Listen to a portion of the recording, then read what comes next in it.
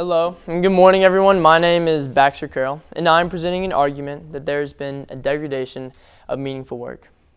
Mankind has undergone exponential progress in technology and way of life, leading to an age of ease and comfort never before seen. Where in the past, at its extreme, the need for survival forced people to grow crops and hunt for food, whereas now it requires a mere 41 minutes to prepare food and sustenance for the next 2 weeks. Where in the past, cars and mechanical advancements were a rarity only to be found amongst the elite. Now, the average household has nearly 2 cars and attain around $1,500 worth of new electronic appliances per year. Where in the past, hundreds upon thousands of people would die every day to unknown sicknesses. Now, people are constantly saved from those same sicknesses daily.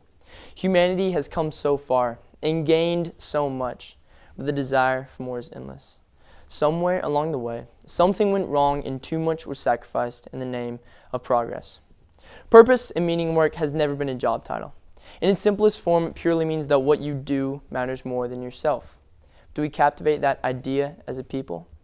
One day, in 1671, English architect Christopher Wren was calmly observing his numerous workers and wanted to determine the common worker's drive. So he approached a bricklayer. He asked this bricklayer, "What are you doing?" The bricklayer responded, "Well, I'm laying bricks." Well, a fine answer. Wren was not content and moved to a second bricklayer, asking, "What are you doing?" This bricklayer truthfully responded, "Well, I'm building a wall." Wren walked off still feeling as if there were a better answer. So he approached the third and final bricklayer, asking, "What are you doing?" Now this bricklayer slowly turned, and with a small glint in his eye, proudly said, "I am building a cathedral for the Lord." Bruce Barton never included this parable in his book, What Can a Man Believe?, to merely enlighten bricklayers from around the world, but rather to demonstrate the 3 wells each person must draw from in order to work effectively. Each person must have an inclination to have pride in the work itself, to have progress and goals, and to have a vision and meaning that defines work. The saddening truth is that the perspective of the third bricklayer has grown increasingly rare, almost to extinction, and the viewpoints of the first 2 have been the painful brand stamped across workers worldwide. Maybe there is a universal need for us to approach work as the third bricklayer rather than to drift into the ease and comfort of the first 2. The degradation of meaningful work originates from a debilitating disconnect between purpose and labor. Matthew B. Crawford first noticed this change, and in his book Shop Class as Soulcraft says the problem is a cognitive matter, rooted in the separation of thinking and doing. Other authors, such as Mihaly Csikszentmihalyi in his national bestseller Flow, and Cal Newport in his book Deep Work, have also noticed this trend of a degradation of work, and have proposed theories on how to restore work and meaning, making them whole again. Highland Park Plant, 1913. Shenzhen, China, 1974. San Antonio, Texas, 2025. 3 different men, 3 different backgrounds, but one story, one question. How was man intended to work? Work may evolve in industry, setting, or country, but its meaning has remained stagnant for over a century. In 1913, the first Ford automotive plant was hailed as a pinnacle of modern industry and could be called nothing shy of a monopoly. Marketed as the world's fastest growing business, a place for everyone to be successful, do their part, and make a difference at the same time. Men joined on the promise of purpose and a paycheck. Henry Ford's industrialized dream spread across the earth until it became a backbone of many of the modern industries we now know today. In 1974, halfway across the world, the new electronics manufacturer, Foxconn, dawned in Shenzhen. It became a titan in the electronics industry, now generating around $200 billion a year. Rows of workers line those factory floors, each and every one of them performing a microscopic task to help propel the global machine. Now, in 2025, USAA is known to have one of the largest corporate headquarters in the world, employing around 17,000 people to do a day's work. Phones ring, keyboards clack, paper crumbles, and each and every morning that story starts again. That same story, a story about meaning, or rather, the lack of it. A man from each of these settings awake each morning, and all of them pray for just one more minute, just one more moment before it all starts again. They all roll over in bed and pray with every fiber of their being that there's a chance they do not have to work today. None of them can put into words why they don't want to work, but all have an apathetic view of their job and want to give into that quick and easy temptation of quitting. however impossible it may be.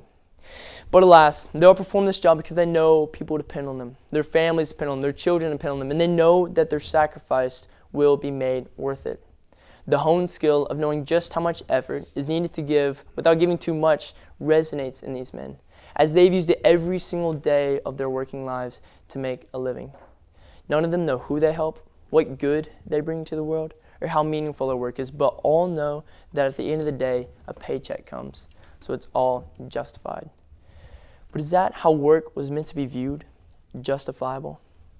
This quiet despair is so relevant it has even made its way into modern pop culture, namely the movie The Office Space, where the main character, Peter Gibbons, says, quote, "So today I was sitting in my cubicle, and I realized that ever since I started working, every day has been worse than the day before. So that means that every day you see me, that's on the worst day of my life." However satirical this is, it reflects a true truth that resonates in American culture today. And it probes a question: how was man intended to work? How was man intended to work? And when in the early 20s, Mihaly Csikszentmihalyi, Matthew B. Crawford, Cal Newport, and dozens researchers have found that work is continually losing its meaning and needs to be reevaluated. But if work is losing its meaning, how can it be found? Work without meaning is dehumanizing. So does that mean that work and meaning must be coherent? Is man condemned to work, or are we freed to work? Mankind must first live to work in order to work to live. In the early 20th century, Frederick W. Taylor listened as President Roosevelt gave an address at the White House to the nation's governors, whereas Roosevelt said, the conservation of our natural resources is only preliminary to the larger question of national efficiency. So Taylor then asked himself, what is our goal as a country? Is our goal to conserve natural resources, or is it to increase national efficiency? Taylor answered the question to the latter in his work Principles of Scientific Management, 1911, whereas Taylor writes, the key to maximum prosperity for each employer coupled with maximum prosperity for each employee is found in scientific or systematic management, rather than in searching for some unusual or extraordinary man. Scientific or systematic management is a process with 4 elements. The first element is to develop a science for each element of work. So that means breaking down each task to its simplest form, then studying each task to find the one best way to perform each task. This is backed by the belief that there can be one optimal way to do everything, a very Tayloristic view. The second element is to scientifically select, train, and develop workers to carry out this optimal approach. The third element is performed when the work is divided between a class of managers and a class of laborers, where the managers focus solely on developing the work and finding that one best way, and the laborers focus solely on executing it. The fourth and final element is performed when those same managers constantly monitor the laborers so that optimal practice can be carried out consistently. This idea was revolutionary, even though it was previously voiced by Adam Smith in his work Wealth of Nations, where Smith writes, the division of labor is the industrialized capitalist system, which is upending the mercantilist system, and it allows for more egotistical, self-centered drive to help force societal prosperity. But Smith also noted serious backlash to this idea of a division of labor, which a lot of times goes unsaid or unheard of. Smith writes that the man whose whole life is spent in performing a few simple operations, of which the effects are quite nearly or very nearly the same, has no opportunity to exert his understanding or to exercise his invention in finding out expedients with which to remove difficulties which never occur. He naturally loses, therefore, such habit of such exertion, and generally becomes as stupid and ignorant as it is possible for a human creature to become. End quote. Are we to allow the world to force on us this societal prosperity while everyday man becomes stupid and ignorant? Matthew B. Crawford made a point in his book Shop Class as Soulcraft to discuss the purpose of Taylorism and why it had such a hold on the United States. He writes that, quote, once the cognitive aspects of a job are located in a separate management class, or better yet in a process that, once performed, requires no ongoing judgment or deliberation, skilled workers can be replaced with unskilled workers at a lower rate of pay. This division of labor, however successful, is bringing man down to machines, brought man down to machines in its eroded identity. And this material abundance will never satisfy the human need for purpose. The question we need to ask is, was it worth it? Has this massive boost in national efficiency outweighed the world's purity of work? But there is hope. Work and meaning can, in fact, be closely tied together and demonstrated in the example of a man and his door. In the early 15th century, if a man needed a door, he would go outside, find the type of tree he wanted to cut down that tree, determine what type of door he wanted to make, how would best make that door, how the most optimal way for him to make that door, which suited his needs, the needs of his family, the needs of his door frame. And he would actually make the door himself. This door would directly affect him, his family, those he loved, his possessions, belongings, pets, and would have a deep intrinsic meaning to him himself. So the meaning, the thinking, and the working are all very closely tied together in this scenario. While today, Taylorism says, quote, all possible brain work should be removed from the shop and centered in the planning or laying out department, end quote. Consequently severing those ties between meaning, thinking, and working. So, and these effects, however created over a century ago, still haunt us today, as illustrated by a report titled Work in America, which says that the productivity of workers is low, as measured by absenteeism, turnover rates, wildcat strikes, low-quality products, and reluctance by workers to commit themselves to their work tasks. Moreover, a growing body of research indicates that as work problems increase, there may be a consequent decrease in mental and physical health, family stability, community participation and cohesiveness, and balanced socio-political attitudes. While there's an increase in drug and alcohol addiction, aggression, and delinquency. We are slowly but surely losing grasp on what work is meant to be, and this lapse of truth is destroying us in return. Something must be done. There must be a change, and that change is found through locating meaning's role in work. When most people are asked why they pursue something, usually their response entails a sense of meaning or purpose, contradictorily. So if I ask you, why do you do your job? A lot of people would say, if we work it back far enough, I do it for my friends, I do it for my family. This would be a specific meaning or specific purpose. Some would say, I do it for my country, I do it for society. This would be a general meaning or purpose. But there's one common factor in all of these answers. All of us humans, all of us, whoever you ask through all walks of life, are others-centered beings. We are others-centered beings, and it's our innate desire to do so. Aristotle was one of the first great philosophers to recognize that humans pursue happiness through two routes. The first route is the hedonic pursuit of happiness, which is made possible through short-term self-fulfillment, or short-term comfort, and most of all, the absence of discomfort. The second is the eudaimonic pursuit to happiness, which is made possible through long-term self-fulfillment, virtue, meaning, and overall having a sense of purpose, having a sense of who you are.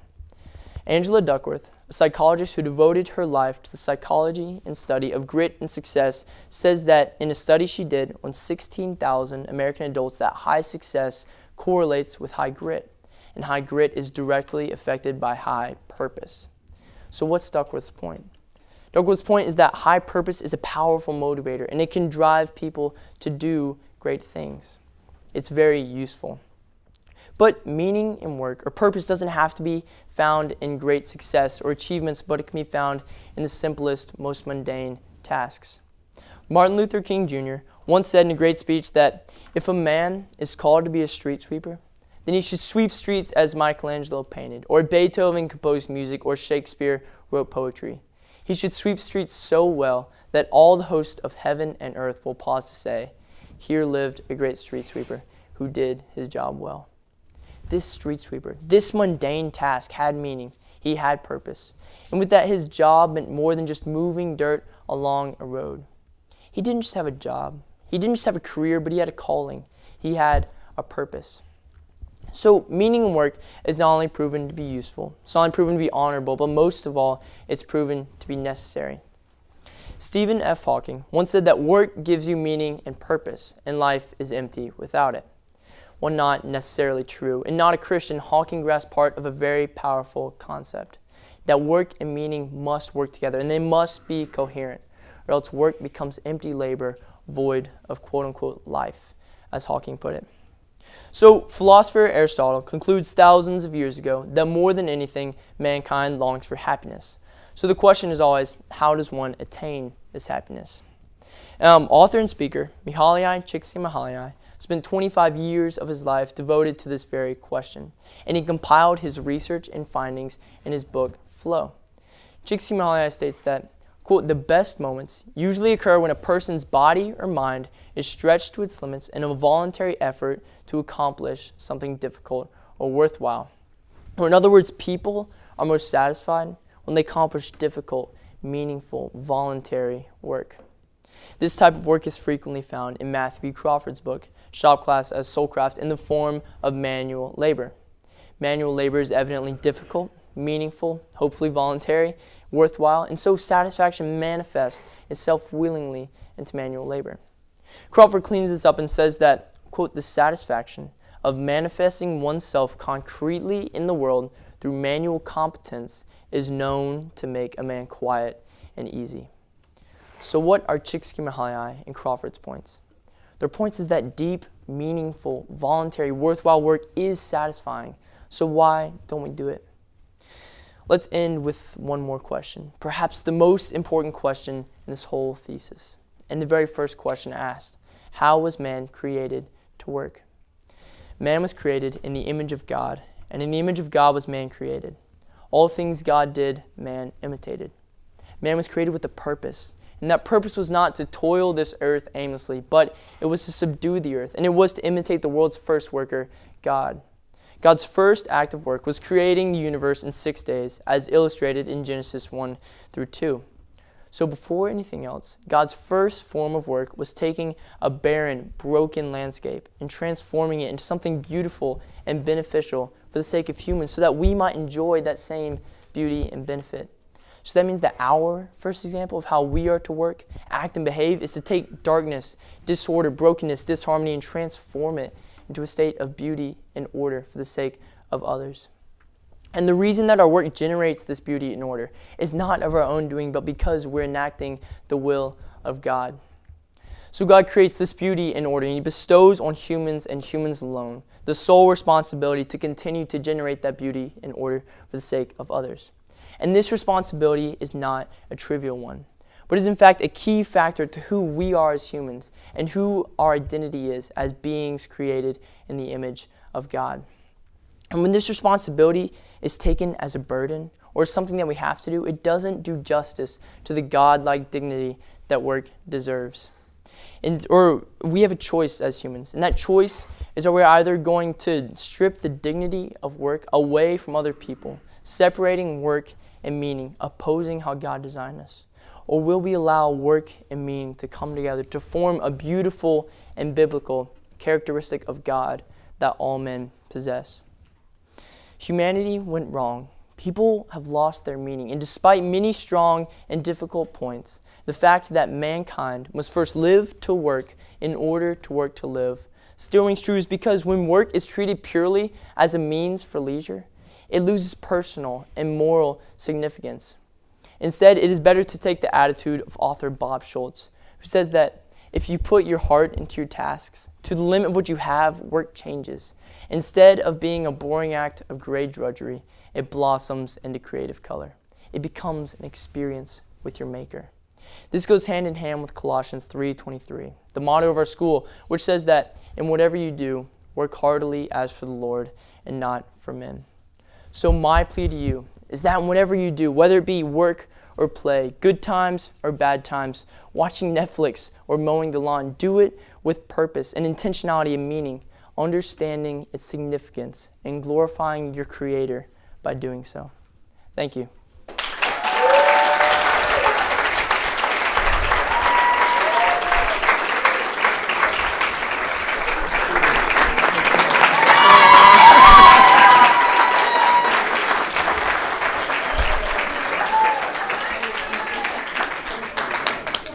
I would now like the judges to ask any questions if they have any. Baxter, I have a question. All right. Recently, Secretary of State Marco Rubio made a comment that we need more plumbers and fewer philosophers. I don't know if you heard this. And so someone contacted Mike Rowe. Do you know who Mike Rowe is? No. Not Will. Dirty Jobs guy. All right. Oh yeah, I do know. And this. said, hey, he's singing your tune. And he's like, no, that's not what I've been saying. I've been saying we need more plumbers who read philosophy and more philosophers who can fix their own plumbing. So he's illustrating this disconnect between intellect and working with your hands. Right. You kind of talked a little bit about that, but I'm wondering if you can unpack how did that happen? How did we end up with this separation between blue-collar workers and actual thinking? Oh, that's a great question and super relevant. Yeah, I think this all started purely on the base of efficiency. And so us trying to get more and more efficient, we realize the more we break down tasks, the faster we can do things. And like the example I used of Foxconn and Shenzhen, they are the world's like leading electronics manufacturer and do all of the Apple iPads and all these different things. And I've been to China and I've seen that factory and it's massive. And they have people doing just the same thing over and over and over. And this drive for efficiency and this drive for more, it's taking apart the thinking and the doing. And that same thing that Adam Smith talked about, and that the man who spends his whole life doing that same thing over and over, he doesn't learn to solve problems. And he doesn't learn to think for himself. And it's kind of taking us down from these complex humans with great minds and, high ideals and philosophy and things like that, and it's bringing us down to a state of lesser than. And it's like taking away like what makes us humans and opposing how God designed us and who we are. And so it's truly, we do need more philosophers who can plumb and plumbers who can philosophize. It's a great thing, and it's a bridge that needs to be gap that needs to be bridged. Thank you. Yeah, good question. So Baxter, you talk a lot about meaning and purpose, and those are pretty subjective things. They are. How do you define meaning and purpose? Mm-hmm. And how closely tied to all of this is the concept of work ethic? All right. And is a work ethic inherent, or is it something that's taught? So like you born with it, or something that parents can teach you? Right. I think that the first question was, how do I define meaning? So Angela Duckworth is one of my mains. I had 5 main sources. I didn't really use one, but she defines meaning as doing things that matter to people outside of yourself.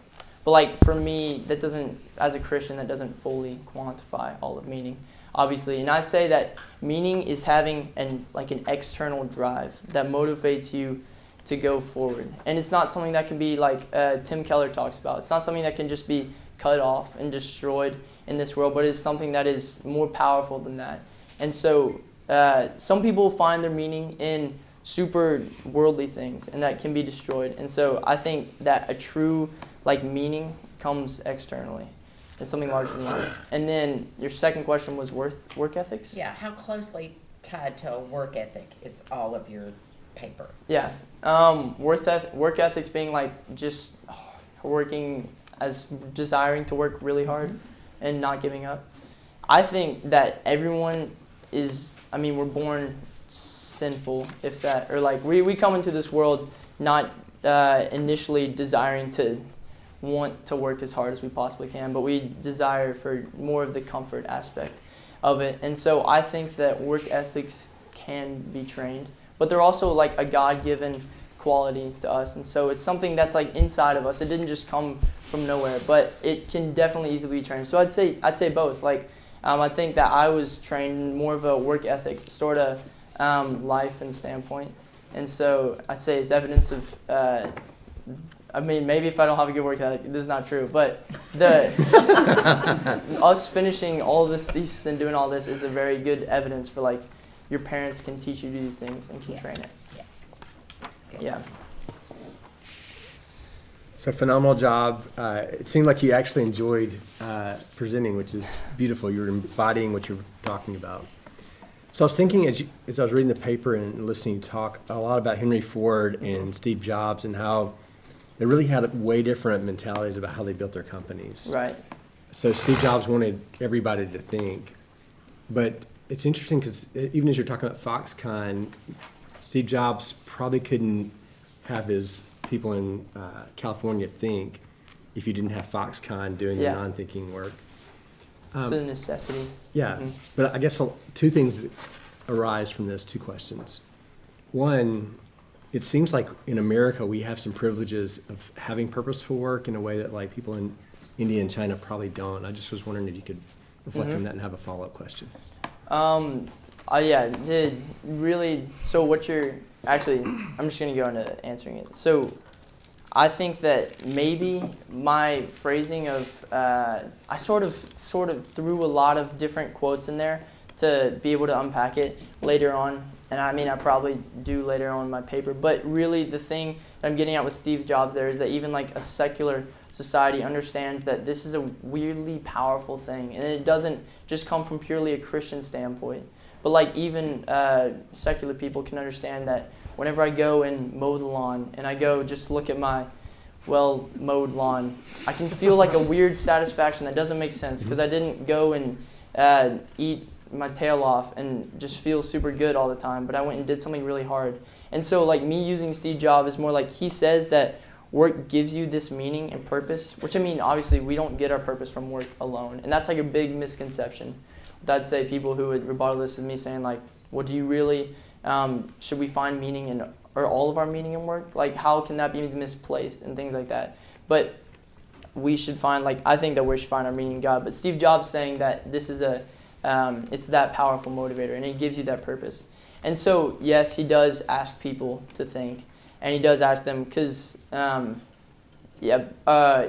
sorry. Second part of the question was the necessity of having these mundane jobs, that even though like I'm talking about how difficult they are and how not good for us, the separation of thinking and doing, but those like Foxconn, people rely on them.